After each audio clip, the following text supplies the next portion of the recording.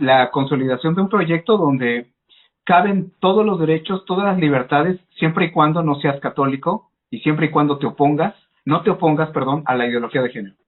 O sea, en este país va a ser un delito oponerse a la agenda de género en todas las manifestaciones de lo que Juan Carlos acaba de decir. O sea, oponerte a la eutanasia, a las uniones entre personas del mismo sexo, evidentemente al aborto hasta el 9º mes, oponerte también a las terapias hormonales, oponerte también a los niños transgénero y pues todo lo que sabemos de los procesos médicos que se abren para los niños a partir de los 12 años.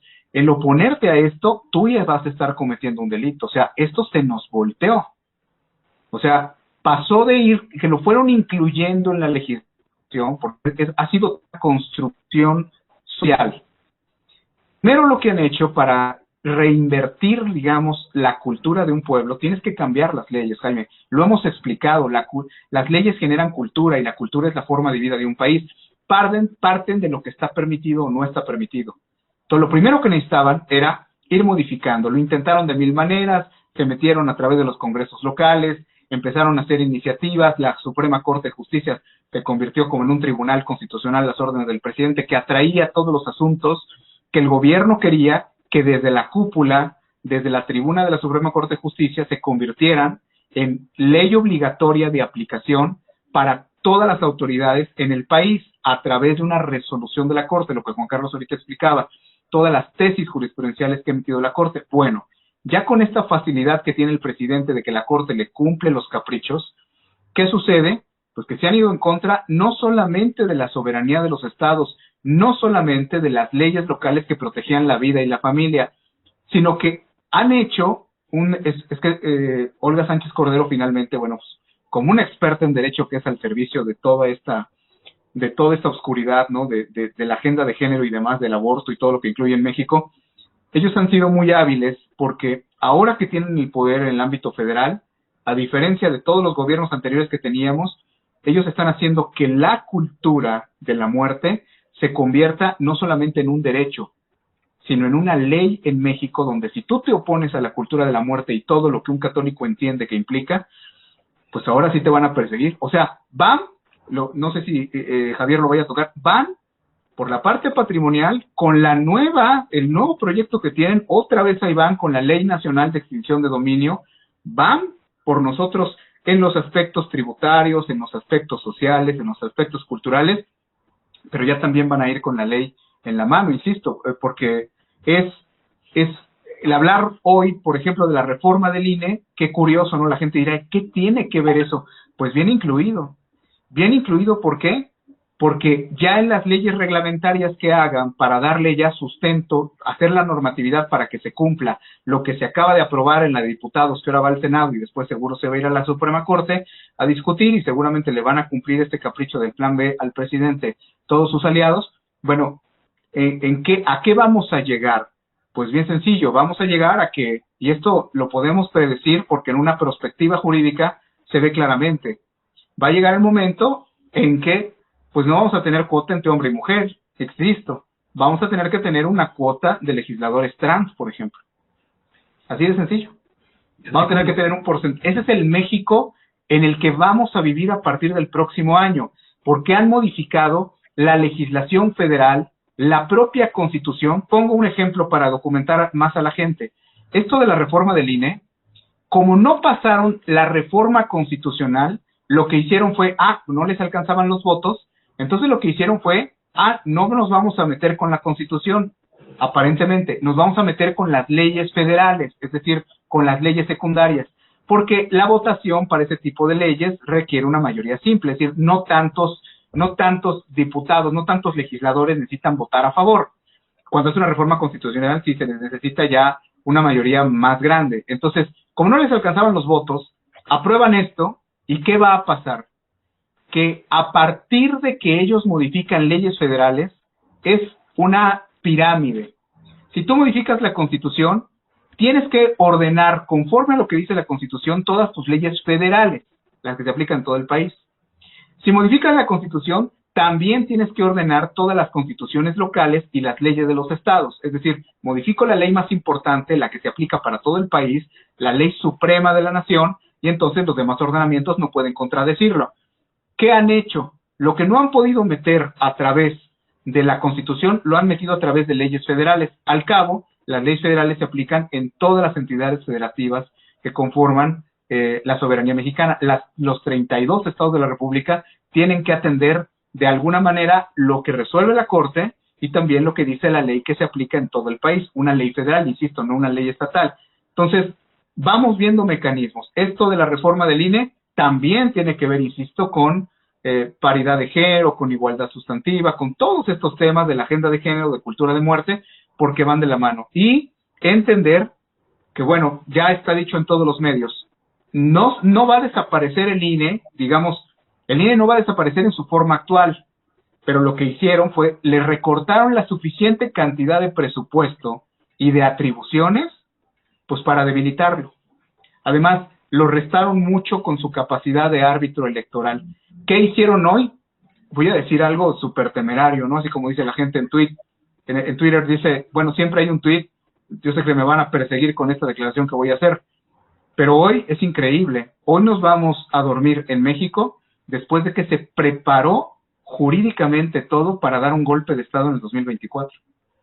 Eso fue lo que ocurrió con la reforma de ley. No le pasó por los votos, no le pasó al presidente su plan A, su iniciativa de reforma constitucional, tuvo un plan B, la mandaron a comisiones, tampoco en comisiones pasó, hicieron una porquería, un legislador oficialista toma como suya la iniciativa que le hicieron al presidente, la subieron al pleno del Congreso, y ahí en el pleno del Congreso, bueno, pues Morena y el Partido Verde y el PT hacen mayoría por sí mismos, la votaron, y entonces pues el INE está prácticamente ya caminando en muletas. Lo dejaron de una manera en que, bueno, les va a ser fácil, les va a ser fácil poder operar la elección del 24 como ellos la quieren. Termino con esto. Cosas que no se han dicho en los medios o no se ha profundizado.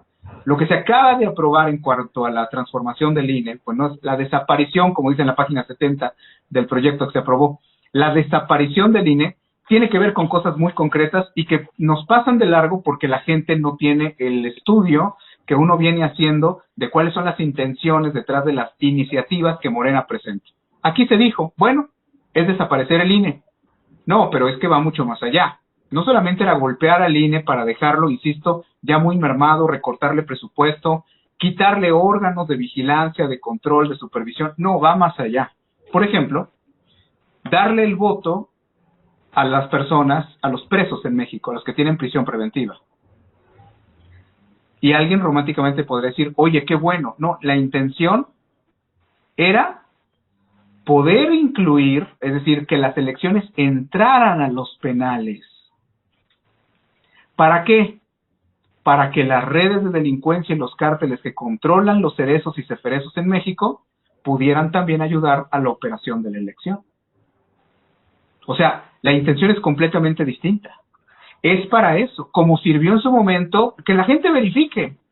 Saca una ley de amnistía, López Obrador, que fue un ataque violento contra la vida en México, porque era la despenalización de toda culpa de alguien que hubiera participado en el aborto. O sea, esa era la bandera, ¿no?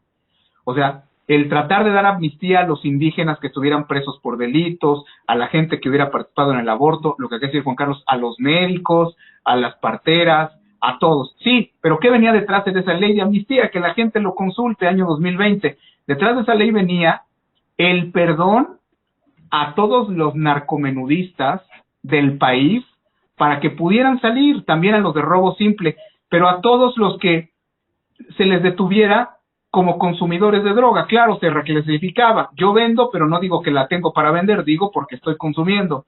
¿Qué ha traído eso en la realidad? Que el gobierno mexicano hoy tiene en las calles, a nivel nacional, más de 60,000 personas liberadas por narcotráfico, que esa ley era para sacar a toda esa gente que a final de cuentas también van a operar en la elección, muchos de ellos, en la elección del 24 para el presidente. No sé si estoy diciendo, siendo claro, Jaime, en esta precisión que hago, cuando ellos ponen una iniciativa de inversión pública o una ley, o sea, vamos a cancelar un aeropuerto que tenía un avance del 53% para hacer uno nuevo, porque es el aeropuerto para el narcotráfico. Podemos dar evidencias, digo, Javier y yo seguro las tenemos para darlas aquí.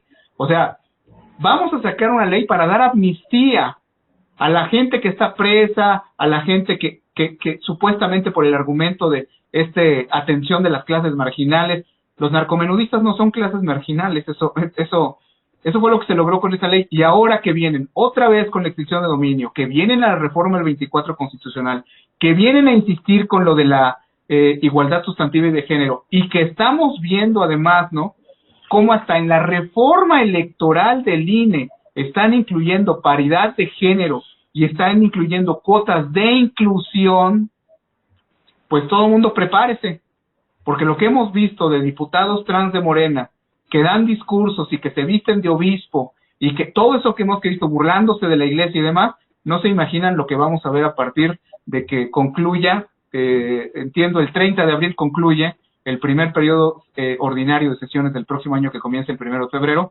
No se imaginan ya lo que se ha venido en corto aprobando poco a poco, se va a materializar ya como un estado, como un país diferente. Así es que, decía bien Juan Carlos, van a empezar a obligar a la gente del sector salud, van a empezar no a hacer recomendaciones. Hoy, mucha gente se ha defendido y ha ganado amparos. No, ya está transformado el régimen jurídico, Jaime. No sé si di respuesta cabal a lo que tú me pedías, pero el cambio de régimen es es que en un estado, en un populismo socialista como el que hoy entró a México, bueno, pues evidentemente ni la razón, ni la naturaleza, ni la ciencia, ni los derechos humanos, ni los tratados internacionales, ni los pactos, ni los convenios, ni las libertades, ni la fe católica existe.